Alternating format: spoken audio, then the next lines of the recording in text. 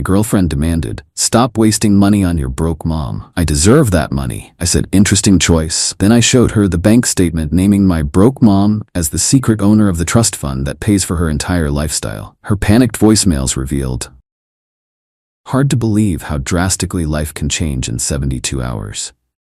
Been sitting here trying to organize my thoughts, so bear with me as I attempt to make sense of the whirlwind that just tore through my life. I'm 30 years old, work as a software developer, and until recently lived with my girlfriend of 2 years, Melissa. I'm reasonably comfortable financially, though I've never been flashy about it. My mom raised me with solid Midwestern values. Work hard, stay humble, help others when you can. Speaking of my mom, she's the absolute cornerstone of my life. Single mother who raised me after my dad died when I was 6. She worked 3 jobs at one point, waitressing mornings, bookkeeping afternoons, and night shifts at a gas station on weekends. I remember waking up to handwritten notes with little drawings because she'd already left for work but wanted me to feel her presence. Somehow she still made it to every school event that mattered, usually exhausted but always there. When I got a scholarship to college, first generation on my mom's side to attend, she cried for hours. Then she picked up extra shifts to help with expenses the scholarship didn't cover. She never complained, not once, just kept saying how proud she was. After graduation, when my career started taking off, my first priority was making her life easier. I convinced her to cut back to just one part-time job at the local library, which she loves. I cover her major expenses: rent on her modest apartment, utilities, medical insurance. She fought me on it initially, stubborn as always, but I wore her down by framing it as paying back my student loans to the Bank of Mom. That background is important to understand what happened next. Melissa and I met at a tech conference in Chicago. She was smart, ambitious, working for a marketing firm. The attraction was immediate, and within 6 months, we moved in together. We signed a 2-year lease with both our names on it, though I paid the security deposit since she was between paychecks at the time. Things were great at first. We traveled, enjoyed the city, built what I thought was a solid relationship. About a year in, so approximately 18 months ago, Melissa lost her job during company restructuring. She was devastated and stressed about finances. I suggested she take her time finding the right next opportunity rather than rushing into something she'd hate. I could cover our expenses for a while. She was grateful, promised it would be temporary. 6 months passed. Interviews happened, but no job materialized. I didn't push. The job market can be brutal, and her confidence was shaken. Instead, I continued covering our rent, bills, and her car payment. When she mentioned wanting to try freelance marketing about 9 months ago, I supported her and even helped her set up a home office. Over time, I noticed subtle shifts in our dynamic. The gratitude faded. Small comments emerged about my obligation to take care of things since I made more than enough. Occasional shopping sprees went from exciting treats to expected events. I didn't mind supporting her, but the entitlement was concerning. Last week was Mom's 59th birthday. I took a few days off to drive to my hometown and celebrate with her. I'd arranged a small party with her friends at her favorite restaurant, nothing extravagant, but thoughtfully planned. Melissa declined to come, citing a potential client meeting that could be her big break. I was disappointed but understood. Career advancement matters, especially when you're rebuilding. I drove the 4 hours to my hometown alone, helped decorate the restaurant's private room with photos from Mom's life, and surprised her with her oldest friends from high school and the library. Seeing her face when she walked in, pure shock melting into joy, was everything. We had a wonderful evening of stories, laughter, and happy tears. Mom kept squeezing my hand under the table, whispering thank you, when others weren't listening. When everyone left, Mom and I sat in her apartment drinking tea. She asked about Melissa, and I explained the situation. "I'm sorry she couldn't make it," Mom said, then hesitated. "But I'm not sorry I had you all to myself." We laughed, and then she grew serious. "James, I want you to know how proud I am of the man you've become. Your generosity, with your time, your resources, your heart, it's what I always hoped to see in you." Simple words, but they hit deep. This woman who sacrificed everything for me was proud of who I'd become. Nothing could matter more. I drove back Sunday evening feeling content. Walked into the apartment around 9 p.m. to find Melissa dressed up, clearly annoyed. "Finally," she said. "I texted you 3 times. Dinner with Shannon and Mark started an hour ago." I checked my phone. Sure enough, 3 texts I'd missed while driving. An impromptu dinner with her friends that she'd arranged while I was away. "Sorry, I was driving. Didn't see these. I'm pretty wiped from the trip anyway. Mind if I skip tonight?" She rolled her eyes dramatically. "Of course. Always too tired when it's something I want to do." I was about to respond when she noticed the shopping bag in my hand, a small gift I'd picked up for her in my hometown. "What's that? You bought me something?"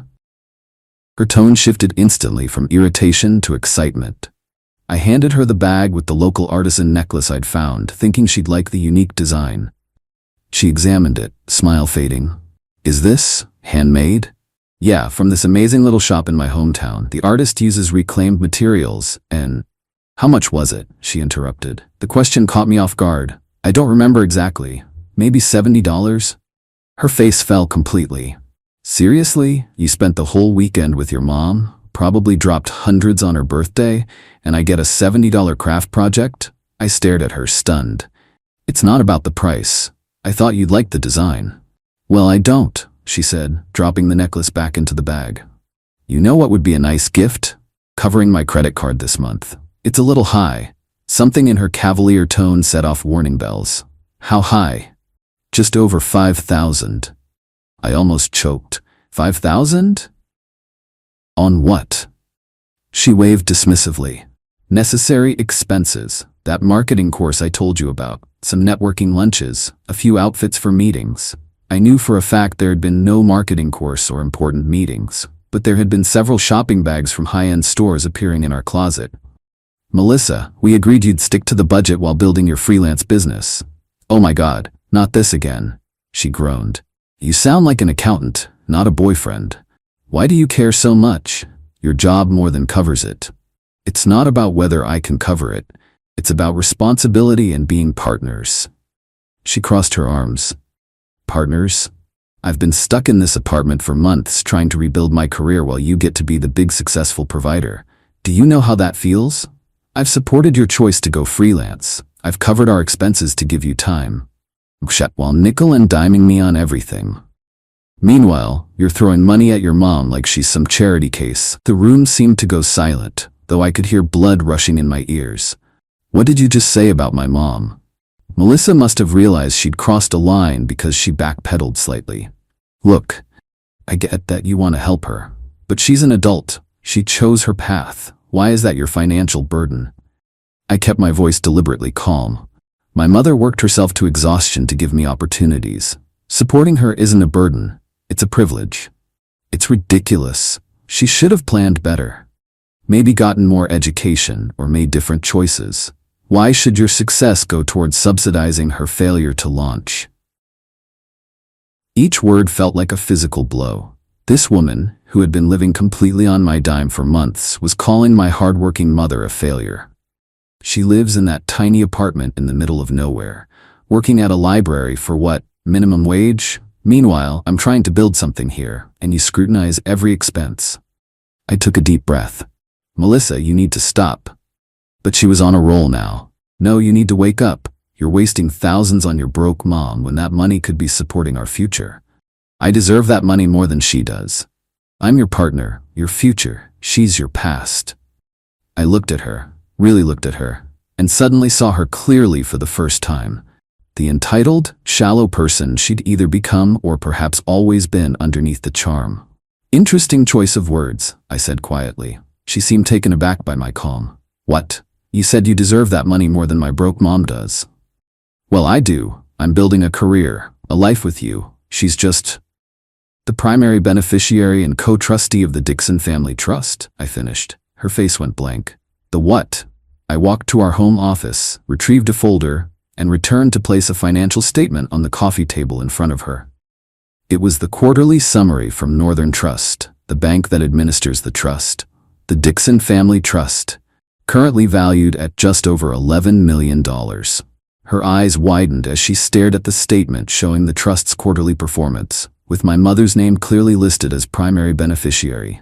"I don't understand," she stammered, reaching for the paper.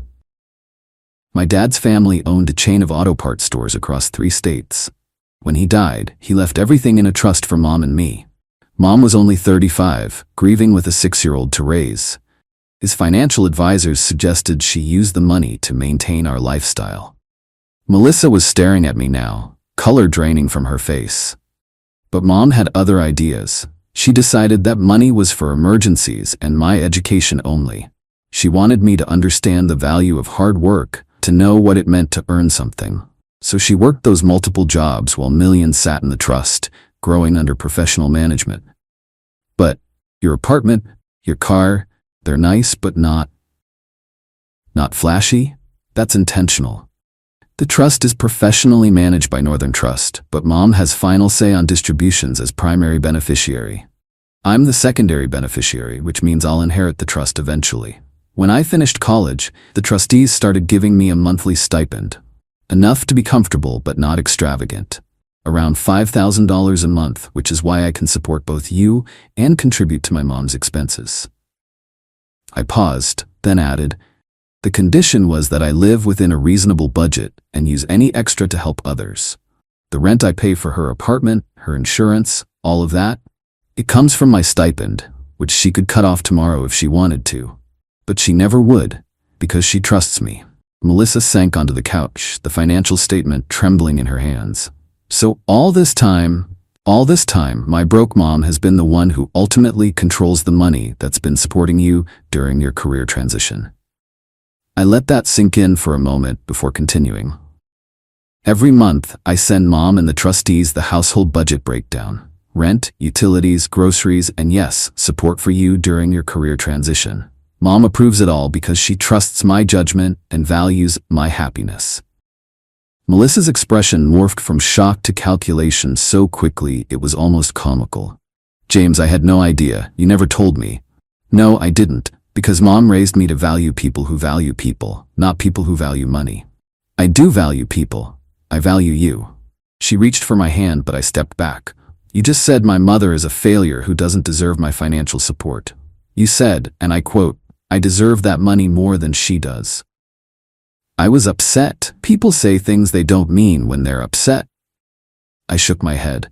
No, I think you meant exactly what you said. You just wouldn't have said it if you'd known she controlled the purse strings. The realization that she had spectacularly miscalculated seemed to hit her all at once. Her eyes darted around as if looking for an escape route. I need some time to think, I said. I'm going to a hotel tonight. I'd like you to start making arrangements to move out. Move out? You're kicking me out?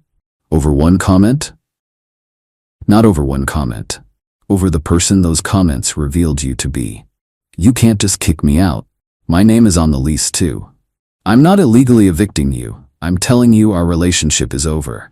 And since the lease is up for renewal in 2 months anyway, we need to start making arrangements. I'll contact the landlord tomorrow about the options for one of us to take over the lease individually or for both of us to terminate early. I packed a small overnight bag while she followed me around the apartment, alternating between apologies, justifications, and accusations that I'd trapped her by not disclosing the family finances. As I headed for the door, she grabbed my arm. At least tell me which hotel. We need to talk this through. No, we don't, I said, gently removing her hand. I'll call you tomorrow after you've had time to process this. I drove to a nearby hotel, checked in, and turned off my phone. I needed space to think, to process the shocking glimpse I'd gotten of the person I'd been building a life with. In the morning, I turned my phone back on to find 27 missed calls and 16 voicemails from Melissa. I steeled myself and started listening. The first few were tearful apologies. I didn't mean it. I was stressed about money. Please come home so we can talk. Then they evolved. You deliberately hid your family's wealth from me. That's a form of dishonesty too, you know? By voicemail 7, she'd shifted to bargaining. I've been thinking about what happened. I should have been more sensitive about your mom. She seems great, really. Maybe we could visit her next weekend? I'd love to get to know her better. The 10th message took a darker turn. You think you're so clever, don't you? Setting me up like that? Well, guess what? I've been talking to my friend's brother who's a lawyer. He says I might have a case for financial misrepresentation since we've been living as domestic partners. That made me laugh out loud in my hotel room. Even if such a claim had any legal merit, which my subsequent research confirmed it absolutely did not, she'd have to explain to a judge why she deserved compensation for being misled about my wealth, while simultaneously living entirely on my dime for over a year. The final voicemail, left at 3 a.m., was the most revealing. Okay, I've been drinking, so I'm just gonna say it. Yes, I said some awful things about your mom. And yes, if I'd known she was loaded, I obviously wouldn't have said them. But that doesn't make them untrue. She did waste her life working those menial jobs when she didn't have to. That was her choice. And it was stupid. Just like you're being stupid now, throwing away what we have over some misplaced loyalty to mommy. Call me back when you grow up and realize what you're losing. I deleted the voicemails, checked out of the hotel, and drove home with complete clarity about what needed to happen next. The apartment was empty when I arrived, though Melissa had apparently left in a hurry. Drawers were open, items scattered. On the kitchen counter was the artisan necklace I'd given her, along with a note. Keep your cheap gift. I'll send you an address for where to forward my mail. I didn't change the locks. I know tenants' rights well enough to understand that would be illegal since her name was on the lease. Instead, I called our landlord, explained that we were breaking up, and inquired about options. Since our lease had only 2 months left, he was amenable to either of us taking it over individually or both of us terminating early without penalty if we could find new tenants quickly. I then called the trust's financial advisor to update them on the situation and ensure Melissa couldn't somehow access any trust information. The advisor assured me that all information was secure and suggested I review my personal bank accounts and credit reports just to be safe. Then I called my mother. Hey, sweetheart, she answered, warmth in her voice. How are things with Melissa? Did she like her necklace? I took a deep breath. Mom, I need to tell you something. I recounted everything, Melissa's comments, my revelation about the trust, the voicemails. Mom listened quietly, only sighing once when I described Melissa calling her a failure. When I finished, she was quiet for a moment. Then, I'm so sorry, James. I know you cared for her. I thought I did, I said, but I don't think I ever really knew her. Some people show their true selves slowly, Mom said. You didn't do anything wrong by seeing the best in her. I just keep thinking about what she said, that you wasted your life working those jobs. Mom chuckled. Oh, honey, those jobs gave me purpose during the darkest time of my life. They put me in control when everything felt chaotic. The trust was a safety net, yes, but the work gave me dignity. I'm not ashamed of a single day I spent serving others. That's my mom, turning even the harshest criticism into a lesson in dignity. Besides, she continued, how else would I have met all my wonderful friends? Or shown my son the value of hard work? Money in a bank account doesn't teach character. We talked for another hour, Mom gently helping me process my grief over the relationship while never once saying I told you so, though she'd expressed reservations about Melissa from the beginning. Before hanging up, Mom said something that's been echoing in my head ever since. The right person won't need to know about the trust to treat both of us with respect. It's been 3 weeks now. Melissa and I have communicated only through email about the logistics of separating our lives. She's found a new apartment and will be moving her remaining belongings this weekend when I'll be conveniently out of town. The landlord has already approved me to take over the lease on my own. I received one final text from her last week. I'm sorry for what I said about your mom, but I'm not sorry for wanting more than a boyfriend who hides his wealth and lives like he's middle class. We could have had an amazing life if you weren't so hung up on proving you're not privileged. Good luck finding someone who's okay with your weird family money issues. I didn't respond. There was nothing left to say. Yesterday, I contacted the director of the library where Mom works. After ensuring there would be no conflict of interest, since Mom is not involved in financial decisions for the library, I arranged to establish a dedicated fund through the library's 501c3 foundation, specifically for the children's reading program she's been trying to get off the ground for years. The director was thrilled and asked if I'd like to be present when they shared the news with her. I declined, but asked if I could call later to hear how it went. When the director called back, he was laughing. "Your mom was speechless.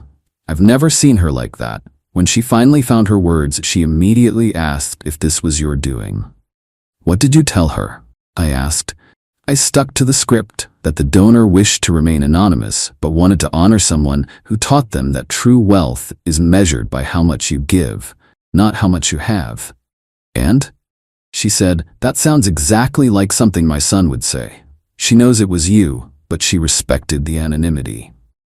When I spoke with Mom later, she scolded me gently, but couldn't hide her excitement about all the books they could now purchase. As for me, I'm healing. The apartment feels empty without Melissa, but also cleaner somehow. Like the air has been cleared of a subtle toxin I hadn't realized I was breathing. I've been reflecting on what I want in a partner, someone who values the things that truly matter, who would love my mother not for her bank account, but for the extraordinary heart that made her work multiple jobs to teach her son about dignity and perseverance. Money reveals character, both when you think someone has it and when you think they don't. I learned that lesson the hard way, but Mom would say, those are the lessons that stick. So that's where things stand. A relationship ended, but my eyes were opened. Sometimes the most painful revelations are also the most necessary ones. And Mom's reading program starts next month. I'll be driving back to see the first session.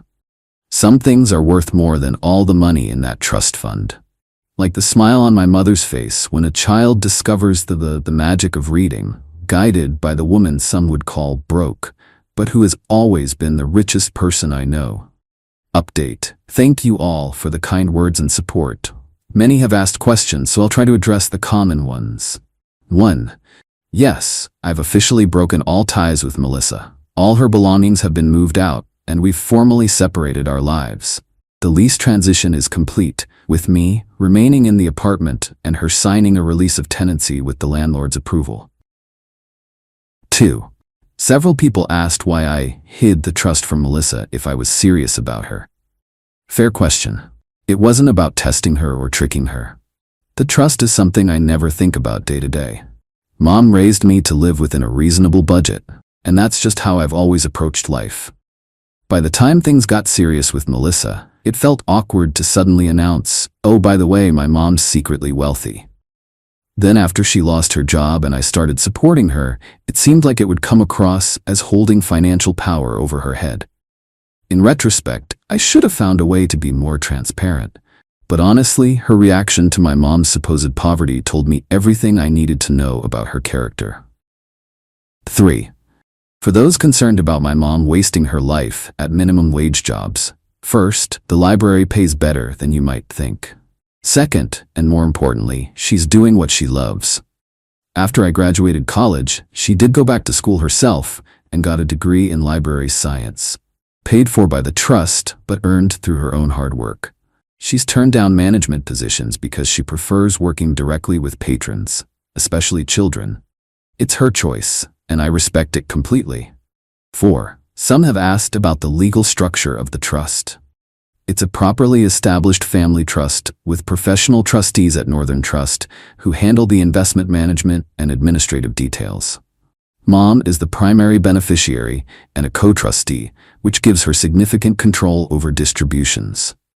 I'm the secondary beneficiary, meaning I'll inherit the trust assets eventually. My stipend is a formal arrangement approved by all trustees, not just Mom's personal decision, though she could petition to change it if she wanted to. 5. To the person who asked if Mom is single, I shared your comment with her, and she hasn't stopped laughing. She says to tell you she's happily married to her books, but she's flattered. Last night, Mom and I had a long talk about the trust and its future. She's consulting with the trust attorneys about establishing a foundation to support literacy programs in underserved communities. She said that money came to us through loss. It seems right that it should go back out into the world to create something positive. That's who she is, always thinking about how to turn difficulty into opportunity for herself and others. I'm still processing everything that happened with Melissa, but I'm grateful for the clarity it brought. Sometimes it takes seeing someone's true colors to appreciate the vibrant, genuine people already in your life. Mom has always been my gold standard for integrity. I just needed a reminder of how rare and valuable that quality really is. Update 2, 6 months later. Life has taken some unexpected but wonderful turns since my last update. The library's reading program has been an enormous success, with enrollment triple what Mom expected. She's absolutely in her element, and the local paper even did a feature on her, though she insisted on highlighting her colleagues rather than taking credit herself. That's Mom for you. On the personal front, I've started dating someone new in the most unexpected way. Remember that donation to the library? Well, it turned out the children's book illustrator they hired with part of those funds was a woman named Sarah. She and Mom hit it off immediately, bonding over their shared love of classic children's literature. After hearing about Sarah for weeks, Mom casually mentioned that she'd be in the city for a medical appointment, routine checkup, all fine, and suggested we all get dinner. I saw through her matchmaking immediately, but agreed because, well, Mom's judgment and character has proven to be pretty reliable. Sarah turned out to be thoughtful, creative, and completely down to earth. We connected over our similar upbringings. She was also raised by a single mom who worked multiple jobs. On our second date, I took her to my favorite hole-in-the-wall taco place, and she insisted on splitting the bill despite my protest. "I'm doing well with my illustration work," she said. "I don't expect to be subsidized." I nearly proposed on the spot. 4 months in, things are going wonderfully. I finally told her about the trust last month. Her reaction? She frowned slightly and said, "Does this change anything about who you are or how we relate to each other?" When I said no, she shrugged and said, "Then it's just information, not a defining feature." Then she went back to sketching designs for her next book. As for Melissa, I heard through mutual friends that she's engaged to a real estate developer she met just 2 months after our breakup. Her Instagram, which I admittedly checked once, shows her flaunting a massive diamond ring and posing in front of his luxury cars. I genuinely hope she's found what she's looking for. Mom met Sarah's mother last weekend when we all went to see Sarah's illustrations featured in a children's book exhibit. The two of them disappeared for hours, deep in conversation, while Sarah and I explored the rest of the museum. Later, Mom pulled me aside and whispered, "She was raised right. You can tell everything about a person by the parent who shaped them." I couldn't agree more. Every day, I'm grateful for the mother who taught me that true wealth has nothing to do with a bank balance and everything to do with how you treat the people around you, especially those who can do nothing for you in return. The trust continues to grow, as does Mom's vision for using it to support literacy and education. She's bringing me more into the planning process now, working closely with the trustees and attorneys to ensure everything is properly structured. She understands that someday it will be my responsibility to continue the legacy of giving. But her greatest gift was never the money. It was showing me, through her own quiet example, how to recognize genuine character in others. That's a lesson worth more than any trust fund.